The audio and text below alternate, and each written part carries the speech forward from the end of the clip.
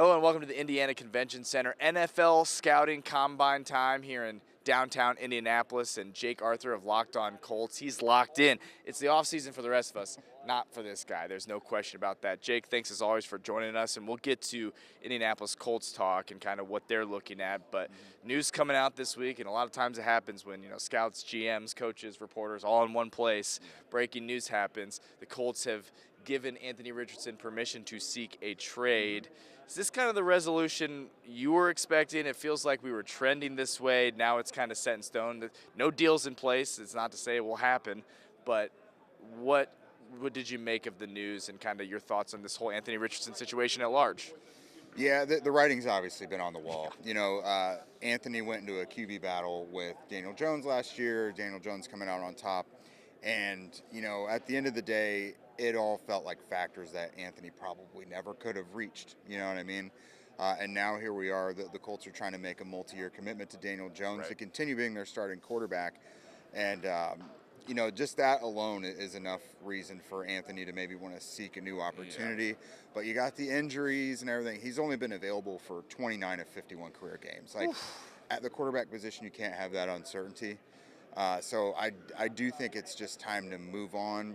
He's got one more year under contract, so I'm a firm believer if someone's not in your future plans, do what you can to trade them. Get something for them rather than just letting them walk for free the following year. So the Combine is a very special event because everybody in the NFL sphere is here. Right. Agents, coaches, front office, the entire NFL is here, and that's why things get done here. Yeah. We already saw a trade get done with the Titans and Jets yesterday morning. Right, yeah. And even if nothing official comes out of this, I think the heaviest groundwork happens this week. Yeah, but like you mentioned, for the player's sake, if he's not in your future plans, let him go. But for the Colts' sake, too, I mean, they invested a 4th overall pick. Mm-hmm. This has not worked out the way anybody would have wanted. Right. Enter Daniel Jones, which was kind of an unexpected, positive thing, and the way he played, through 10 games this past season, and, despite his injury, at least they have some clarity as to who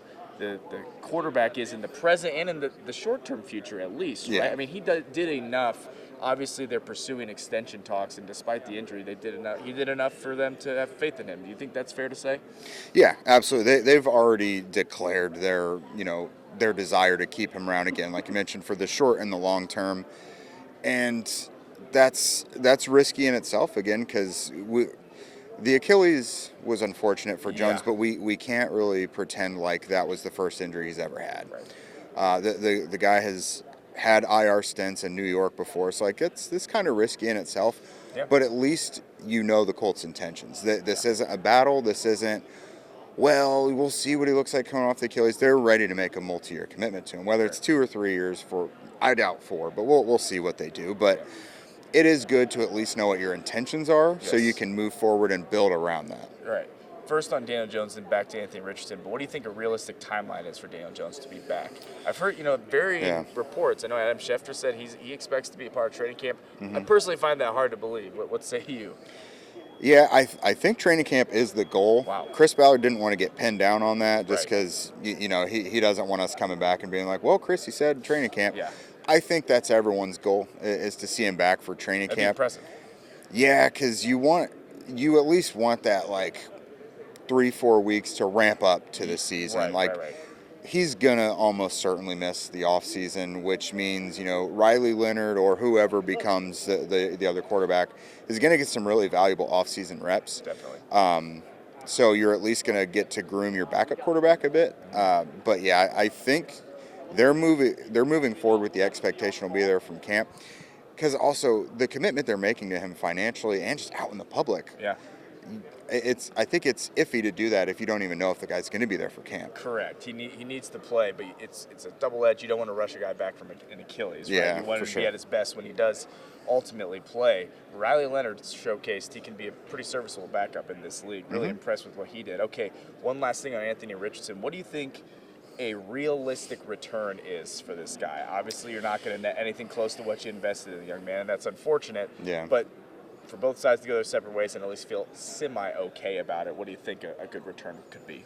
Yeah, shameless plug here. So on Roundtable Sports this morning, I did put out a piece looking at the last 5 years. I think there's been about 7 quarterbacks who were former first-round picks traded during their rookie contract, which is what we're looking at with Anthony Richardson. It's really no better than a fourth, and that was Jerry Jones giving up a 4th-round pick for his backup quarterback in Trey Lance, which you never know why Jerry does what he does, but most likely you're looking at a 5th or 6th-round pick. I do think there's definitely going to be interest for Anthony out there. You can think of a handful of teams who could certainly use him to compete to be the starter, but there's teams like, the Rams or Steelers, if they bring Aaron Rodgers back, who could that could be their plan for 2027 while he sits behind another veteran. But my gut tells me probably a 5th or 6th. You could look at a conditional pick for 2027, where it's a conditional 6th, and if Anthony plays 70% for this new team, then it goes up around, or things like that. Like certain escalators can make it a better pick. Yeah, I think that is probably the route they go, if they can be patient waiting for the next year on their return on investment there. But yeah, it's I don't think it's going to be like a 3rd-round pick or anything that people want to see. I think it's more than likely going to be a day 3 pick. Yeah, no question about it. It's unfortunate that this couldn't work for Anthony here. Yeah. Hopefully, he develops the way people anticipated and he ends up having a solid career. We'll certainly see what happens with Anthony Richardson. Okay, so here at the Combine, looking ahead to the draft, Colts do not have a 1st-round pick because of Sauce Gardner. Yep. So that kind of eliminates some intrigue, and Chris Ballard made no bones about it, and like he does, said he would definitely be willing to trade back. What guys, it's kind of been most of the week here, what guys have you had your eye on? What positional needs do you think could come into that 2nd round, which is still, a solid player, those 2nd and 3rd rounds primarily? What positional needs and what guys have stuck out to you for the Colts? Yeah, so I think what you look at with the Colts, everything is mostly on the defensive side of the ball this offseason. That should be the big focus. We've heard Chris Ballard say, we need to get younger and faster on the defense, primarily in the front 7. Yes. So whether it's tackle, end, linebacker, kind of take your pick. When it comes to the Colts' first pick at 47, there are some edge guys I like. You look at like Zion Young from Missouri. You got, Derek Moore from Michigan, R. Mason Thomas from Oklahoma. There are some guys out there that are very intriguing, but linebacker to me is can't miss. Like, really, I would draft a couple linebackers in this draft. I love this linebacker class. I could come up with 5 guys right now that I think would be perfect, and it's so deep where I don't think they all get shoved up to the 1st round. So I do think there will be some depth at linebacker available for the Colts. Because I think that's a group that's going to kind of a facelift this offseason. Zaire Franklin has 2 years left on his deal, but, Chris Ballard has been very non-committal on his future here, so, which is odd, again, because he has 2 years left. So I do think they're going to add some juice at linebacker. And then defensive tackle's got a good group of guys I like as well, because DeForest Buckner and Grover Stewart, they're both going to be 32. Right. Buck's coming off the neck injury, so you have to get the next group of guys in behind them to get developed and ready for when it's time for them to move on. And you got to hit, right? I mean, there's not been real proof of concept that this front office is extremely skilled at drafting the defensive line position. I can think of Kwity Paye's kind of underperformed. Dio Dengbo no longer on the team. Latu's only in his going into his 3rd year, so jury's still out on him. I don't have a fair level of confidence in how they've drafted that edge and defensive line positions. Is that fair to assert? I would say that's fair, and so I think when it comes to addressing edge for the Colts, it's going to be a 2-factor thing: free agency and the draft. Right. So as long as you do something and add a almost certain player in free agency, you could probably afford to take that risk at edge in the draft. Yeah. Because again, Chris has cast a wide net, a variety of different types of edge players. Right. Yes. And they some of them have been fine. They just haven't hit as stars. Like I think Latu will be perfectly fine, especially if you get someone on the opposite edge of him. But if you get like Trey Hendrickson, or there's a handful of free agent edges you could have probably between $10 to $15 million per year. That should be impact players. If you get someone who's more effective than Kwity Paye was opposite of Latu, and then you add another edge player or so in the draft, I think that's the way to go. Because number one, you need bodies right now, because Latu, JT Tuimoloau, and Darrell and Chami are the only returning edge players you have under contract that played at all last year. So that's not, really not great. interesting. That's a really good point you make on the different style of edge or defensive lineman just in general. That's so true. And it just feels like they've been solid, but they haven't been like what you need, right? A game-changing edge, and that's of course much easier said than done. Offensively, anything we're looking at here? I know defensive is the need a little bit, but any steals late in the draft? Anything you're looking at? I know Michael Pittman Jr.'s future's kind of been called into question. What do you think there? I think receiver has something done to it at some point, and it depends what happens with Pittman. I don't think Alec Pierce sees the open market, so that's a foregone conclusion. To me, when I was reading between the lines with Ballard the other night, Michael Pittman Jr. is a $29 million cap hit. The fact you have to pay Alec Pierce too, it's not realistic to carry that price tag for those two guys at the same time. It sounds like they want to work a little contract magic with Pittman if he's willing to play ball. I really don't think they want to part with Pittman. I think they want to make it work for something cheaper.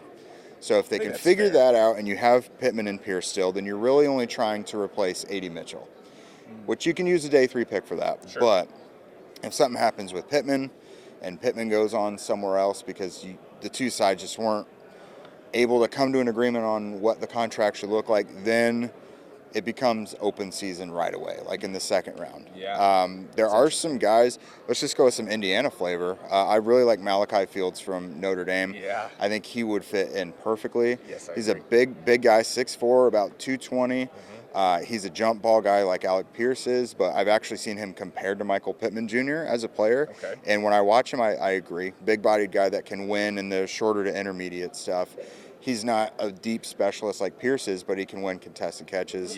For IU, Omar Cooper Jr. and Elijah Surratt are both excellent options. I think Surratt gives you a lot of what Pittman does as well. And then Cooper is kind of an all-around guy who's maybe a little bit closer to the A.D. Mitchell type for you. So the Colts don't have to go far for college prospects to replace Pittman if they need to. I like all three of those guys. I was just thinking when we were listening to Elijah Surratt today, I'm like, you know what? His game does actually remind me a lot of Michael Pittman Jr. That's really interesting. Just really good hands. Omar Cooper Jr. feels like his stock is just rising. If he works out well here, he'll be a top 50 pick.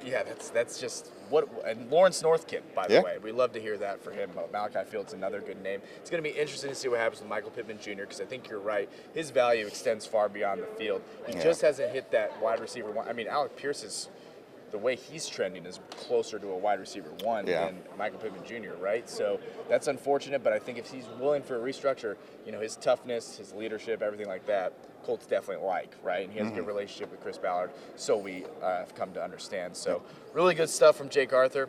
LockedOn Colts, Roundtable Sports. Make sure you watch and read his stuff. It's always a pleasure to talk to him.